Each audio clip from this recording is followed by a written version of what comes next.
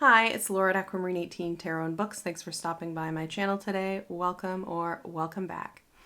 I am here with what I guess is kind of a VR to myself. I made a video in 2019 on black and white decks in my collection, and I put the tag black and white decks on that video. That video is still here on the internet. And very recently, Ina over at Taproot Tarot made a VR sharing her black and white decks. I will link Ina's video in the description box below. I was very happy to see Ina VR to my, ancient in internet terms video. And so I thought I would make a VR as well. I had a look in my collection and I found, all of the black and white decks that I have acquired or added to my collection since that 2019 original video. And I found 9. So, 9 decks feels like an occasion for a VR. Why not? So I am here sharing black and white decks again.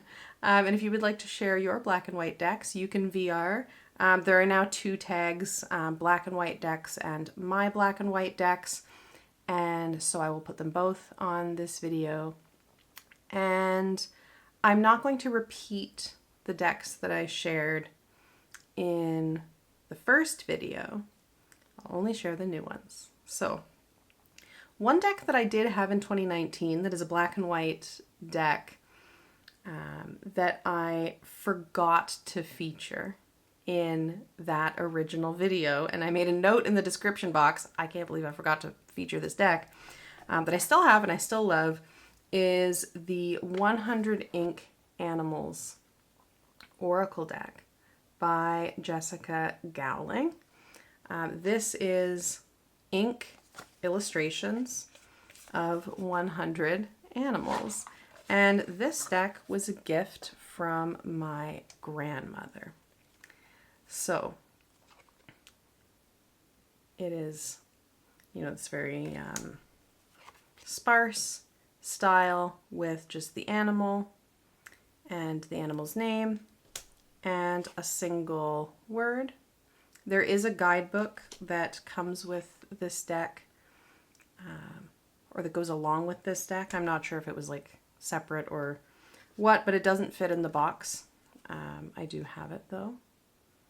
It's beaver, one of my favorite animals. And there's lots of different animals in here. And I mostly like the keywords in this deck. I am not sure if this is still available or not. But I really like it. It is the only fully black and white animal deck in my collection. So that is the 100 Ink Animals by Jessica Gowling. Now, continuing on through the Oracle decks, I have a mass market deck here, the Inner Eye Oracle by Stephen Bright. Stephen Bright has also created a tarot deck and I think at least one book that I know of, maybe more. And this Inner Eye Oracle is playing card based. So I'm including it here. I've tried to stick with black and white artwork, but because this is a playing card deck, there are spots of red just for the heart and diamond symbols in the corners. Otherwise, though, the artwork in this deck is black and white, and it has image and, a keyword or phrase. And I really like this deck. I picked up this deck at one of my favorite stores on a bit of a whim. And what I like about this, I like a lot of things about this. I like the artwork. I like the guidebook a lot. The guidebook is quite substantial. And the publisher is Red Feather. The guidebook has 150 pages in it, and it really gives a sense of a system. It does have a kind of set of meanings for each card, and then it has meanings as a daily card. So if you wanted to just do a daily draw with this deck, and then it has some keywords for each, but it also has a really good kind of explanation in it about how to read this deck. So towards the back, the last kind of 45 pages or so are how to read with the deck, reading 2 cards, reading in pairs, creating larger readings, and so on. And it kind of uses these approaches that are, I think, common to a number of approaches to playing cards, where you're reading, the card will modify cards next to it. It talks about kind of picking out like which card is you, or where you are in relationship to the cards. I just think it's really well realized as a system. I would not say this is going to teach you to read playing cards per se, because it is an oracle. It is an oracle deck ultimately. But I think it's a really cool system. I like the diversity in the court cards. There's people, different ethnicities and ages, and I enjoy that. If I could change one thing about this deck, I would say it's the card size. I would be into it if this was playing card sized, though the art is quite detailed, so I understand why wanting to feature it, they would make it larger. I just really like playing cards that are playing card sized. So that is the Inner Eye Oracle, a 52 card playing deck for the modern age by Stephen Bright. Next up is a deck that is maybe black and off-white, or black and kind of beige, but I think it fits the spirit of black and white decks, and that's L'Oracle de la Nature Sacrée by Sandy Champion. And this is a book that there is a book, it's a deck, there is a book that I just kind of stumbled upon online, and I liked the looks of. I've seen a couple of different decks that I want to say kind of have a vibe that feels like this deck to me, but this one I liked the best. It is a French deck. I will say with my mediocre French, the book is quite readable.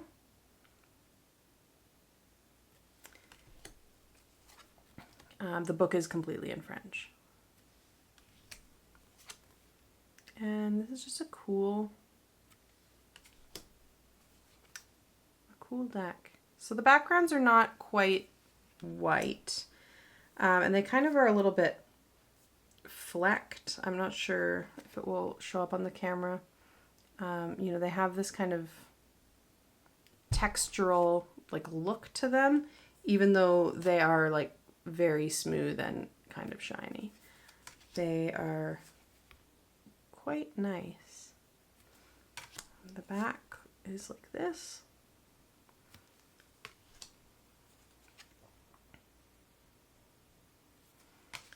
So this was a spontaneous deck purchase, but one that I do not regret adding to my black and white collection. The L'Oracle de la Nature Sacrée. So now the fourth deck is one that I have also made a full video review of, and has to be one of my favorite oracles that I've seen come out in recent years, if I can say that. It's a big thing to say, but it's true. And that is the Bloodlands Oracle by Amory Abbott. This is a 42 card deck. And it is black and white. It has a nice book. Again, I really like this guidebook as well. It has some different spreads in it. But what I really like, you know, there's a description for each card. There's a reversed meaning if you want to read reversals. But there's also these little notes in the card meanings where it makes suggestions if a card shows up with certain other cards. So for this card, the Gateway, it has a note here. Reconsider old options if this card is read with a Crossroads card. Or seek professional advice if this Gateway card is read by the Footpath card. So there's these kind of combination elements in the card descriptions, which I think are interesting. Though I will readily admit I mostly have used this as a one card draw. It has red matte edging, which did get a little bit, you can see where the band was on it, but that's okay. This artist's work is gorgeous. You can see on his website some of this work done in, I think, charcoals. This has digital components to it as well. It looks very much like his charcoal work, though. And I find this very intuitive. I find it very druidic, though there's nothing in the book or anything to suggest that that is his perspective or anything like that. But it's definitely, you know, has an ecological sensibility that I relate to.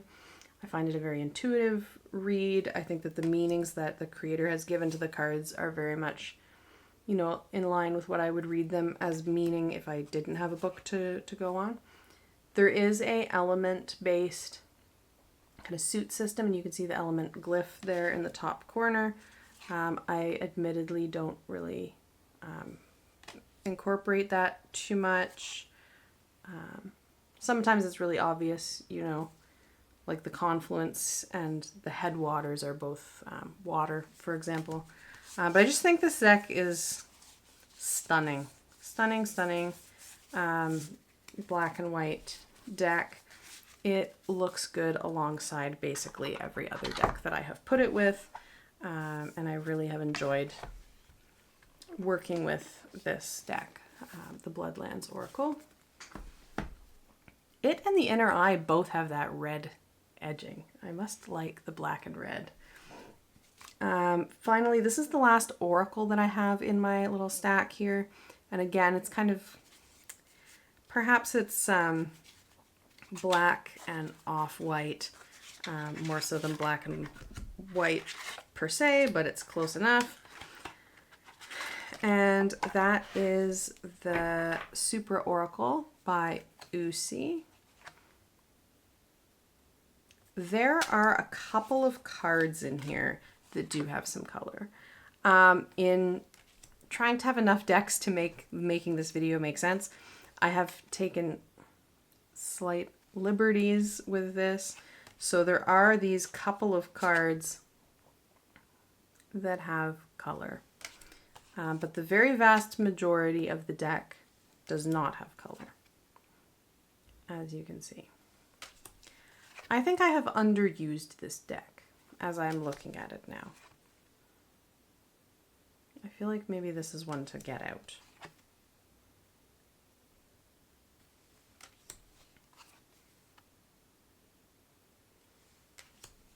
I think the artwork is beautiful.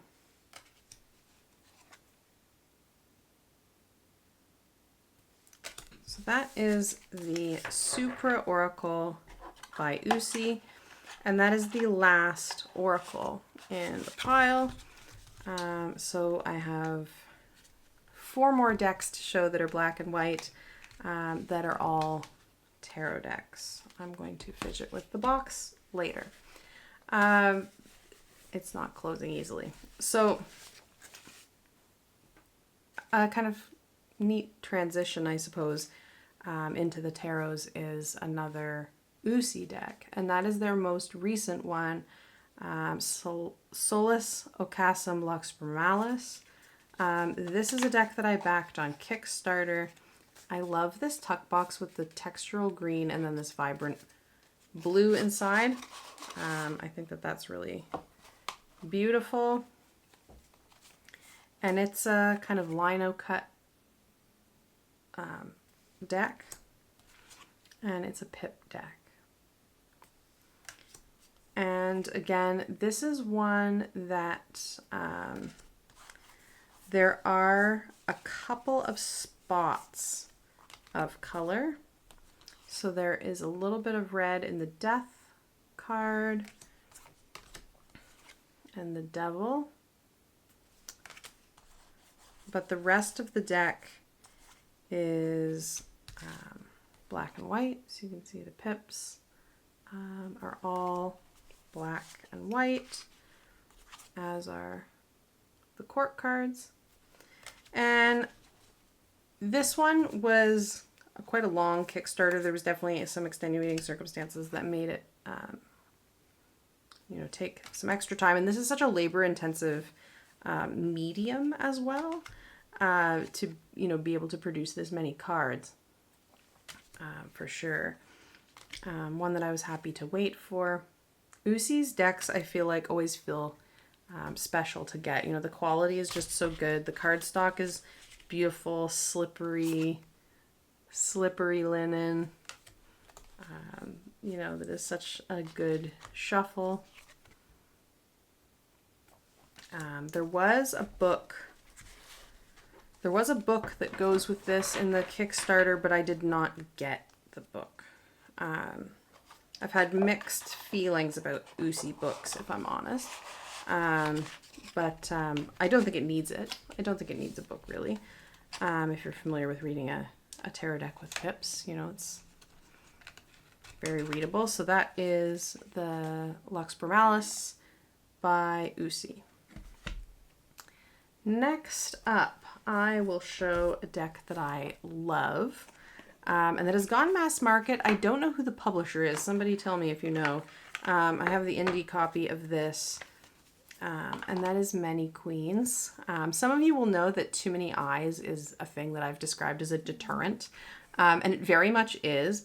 And this one is an exception. It's also a deck that has some like landscape orientation cards. This deck I got specifically in the context of doing some work around kind of self-love, around kind of body and like bodily expression and physicality kind of stuff, body image, if you want to use that language. And I think it's charming. I love the outfits. There's a lot of, you know, weird prints that I like. I like the kind of exaggerated shapes and sizes and features in this deck. It feels very much like a feminist deck. I know the creator kind of talked about diverse femininities as kind of a context for this art. There's so much leg hair in this deck, and I love it. And there's armpit hair in this deck. Love that. Yeah, I just think that it's fabulous. I'm not sure if the mass market, can somebody tell me if you know, please, is the mass market big like this? I'm wondering. This is quite a bit wider than the standard tarot. I'm curious. I really like this deck a lot. I would say it's actually one of my favorites. So that is Many Queens. And I don't know how long I've had that one. I was surprised that that one wasn't in my 2019. It would have been a more recent acquisition. It just feels like it's something that I've had forever because I use it so much. And have used it so much. So that's a very special one. So is this next one, which is, again, not quite black and white. It's black and the color of the paper that it's on. And it's hard to get out of its box. This next deck is also a feminist deck, and that is Earth Mother Magic Tarot by Aisha Mary Yashin, and it comes in this cardboard box.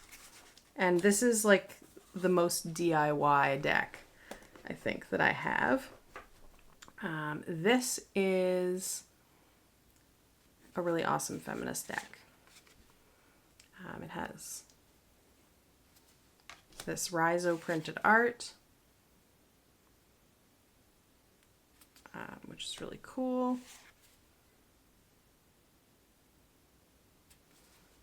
It's very overtly trans-inclusive in ways that is, you know, not common enough.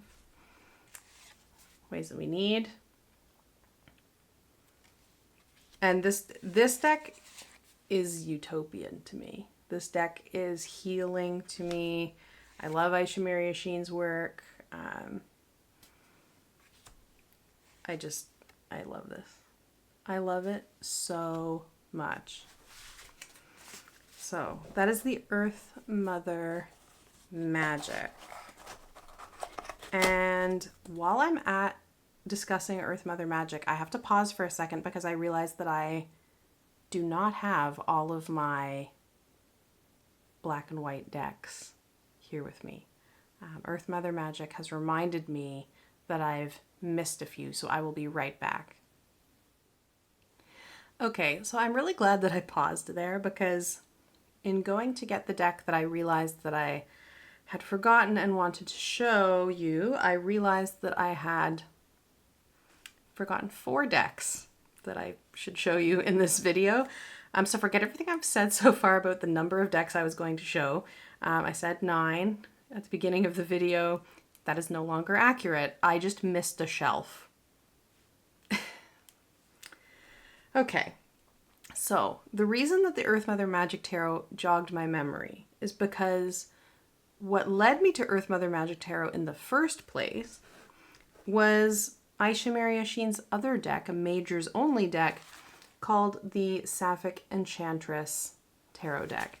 And this deck was a gift. It was not on my radar at all when it was given to me. Thank you so much. You know who you are. And you are a friend. And I love this deck. This one is the majors only. By Aisha Mary Sheen. Again, a beautiful, beautifully feminist, diverse, you know, so many body shapes and ages, you know, of people just frolicking, you know.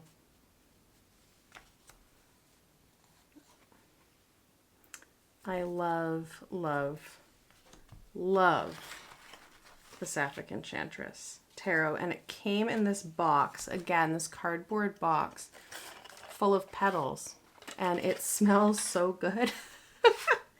This deck is my best smelling deck, as well as being a black and white deck, and it comes with this hand stitched zine little white book.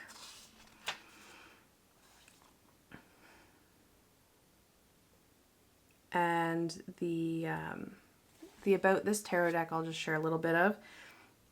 It reads, I designed this tarot deck with the intention of creating a card system that could resonate with an audience, especially consisting of people of marginalized genders and sexual orientations.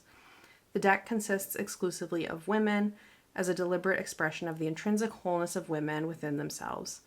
This deck explores not only the love that can exist between women, but also the strength that exists in women themselves. The prominent depiction of sapphic women situated in natural settings is a subtle response to the homophobic reduction of queer love and intimacy to something that is unnatural. And so it goes on from there, and then there's a little meaning for each card. I don't have a lot of majors only decks in my collection, which is why I didn't remember to look at that little area of the shelf. But this one is very special to me. It will never leave my collection. And I think Aisha Mary Sheen is just a brilliant artist and creator. I have some of her zines as well. She has some different things on her site. Yeah, I love this deck. So, and it came in this nice velvety feeling bag, which is lovely as well. And some info about kind of what is in the petals as well. So next I will show you my other majors only deck that falls into the black and white decks category. And that deck is Mini Tarocchi I Gatti by Osvaldo Menegazzi, and this is, of course, an Il Menegello deck. I wanted to get a deck with some of Osvaldo's artwork in it, and this is a tiny, tiny deck of cats, majors only, and they are just so sweet. And you know, if you've had this kind of Il Menegello decks, you know they're hand done, right? Like the backs are plain. Just Aisha Mary Sheen's decks are also like this. They're hand cut and the backs are plain.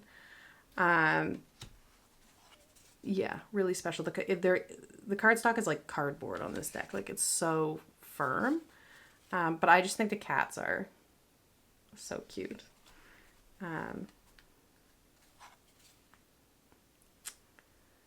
Oh my gosh. I love them. So that's my black and white cat deck. I do, of course, have the deck featuring black cats, but I haven't pulled that one for this video because it's not strictly black and white. There's also yellow very prominently in that one, but this one is the fully black and white Mini Tarocchi I Gatti. Next up, an Oracle deck. I said I had shown all the Oracle decks. I lied. I can't believe that I didn't bring this downstairs, but this has been on my table. So again, I didn't look at what was on my table in the given moment, and that happens. This deck is called L'Oracle des Vieilles Dames, the Oracle of Old Ladies, by Athénée Fontrevel. And this is exactly as it sounds. It's an Oracle of Old Ladies. It is French. And this deck is so funny to me. It has very much, you know, it's cheeky, this one. Like cheeky in terms of sense of humor, and also like there's some butt cheeks in this deck, just to warn you. Not that butt cheeks need a warning, but you know, just in case. I just think that these old ladies are fabulous. And when you get this deck, if I remember correctly, there was an option of, you know, the more kind of DIY self-printed cardstock, or this more kind of conventional, you know, cardstock. And I went for this because I thought it would last better.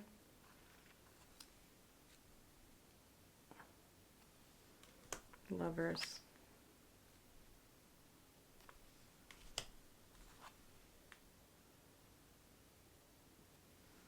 I'll show the superhero to end off that one. That is L'Oracle des Vieilles Dames by Athénée Fontrevel. Again, this one is a French deck. The deck does, however, come with a English version of the pamphlet, so you get two.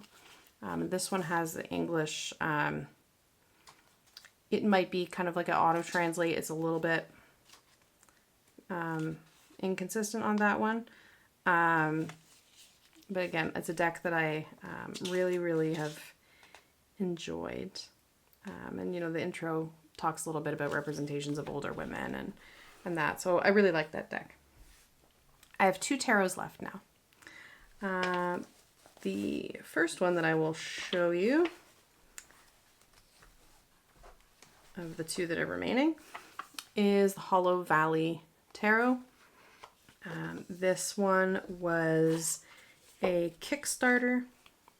There's the backs. I don't know if this deck is around anymore. I don't see it featured very often. It is a, of course, black and white deck, as the tag goes.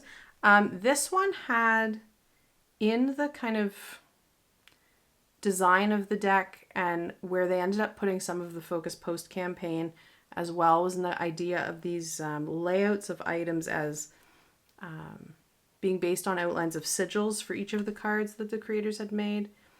So you can see they're very, they have this kind of particular kind of symmetry in the imagery, and that is very much by design. And you could get a PDF. I mean, I have a PDF and there's a book as well with these different sigils in it that kind of connect all these objects. A lot of the cards don't have people in them.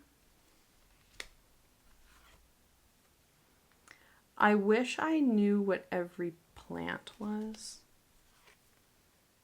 more easily. I do find this deck to be not the easiest reader, but it's beautiful.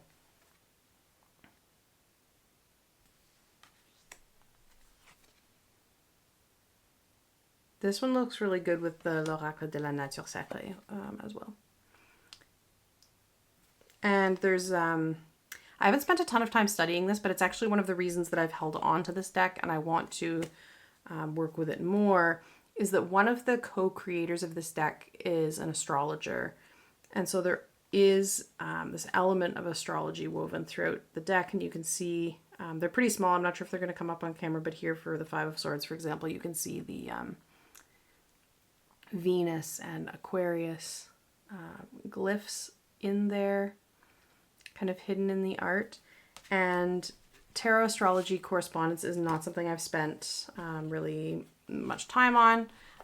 It's not something that's a part of how I read it for the moment. I've been working on learning astrology kind of for itself, and particularly looking at Hellenistic astrology, which predates tarot by quite a long ways. So putting them together is, something I have some interest in reading in that area, but I haven't spent too much time. But I think this will be a good deck for that.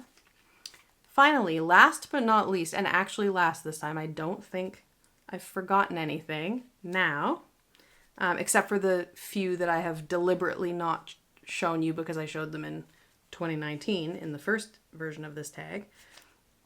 I have La Flora Tarot.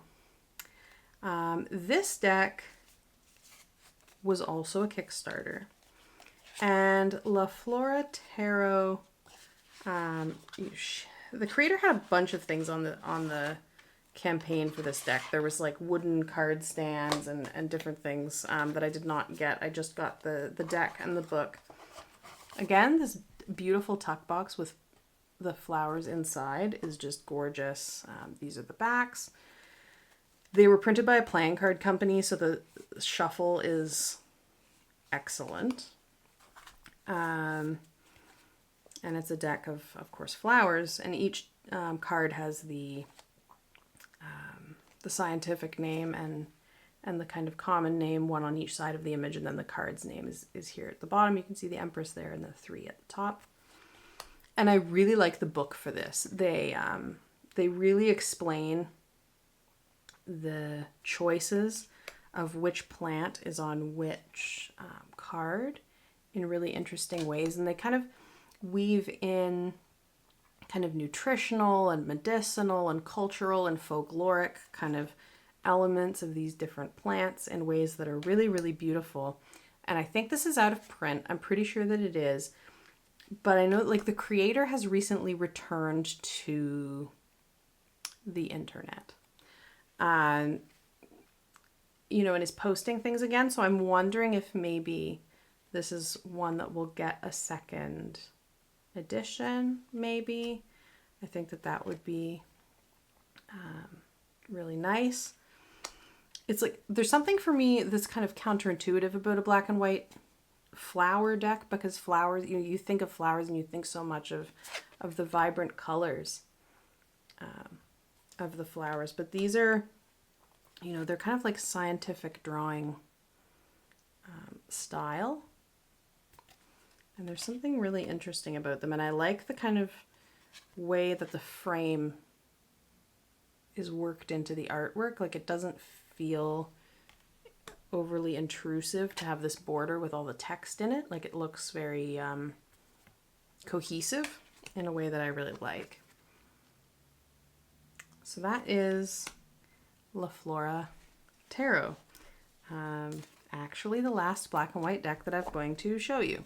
So those are my black and white decks 2019 and after. Thank you to Ina for VRing to my old video, and thank you so much for watching. If you have made a VR to this, let me know, and I will happily add your VR to my description box so other folks can find it. If you have any of these decks, or if you have a favorite black and white deck that you think that I would love too, please do let me know in the comments. I would love to chat about decks with you. Thank you so much for watching, and I'll see you again soon.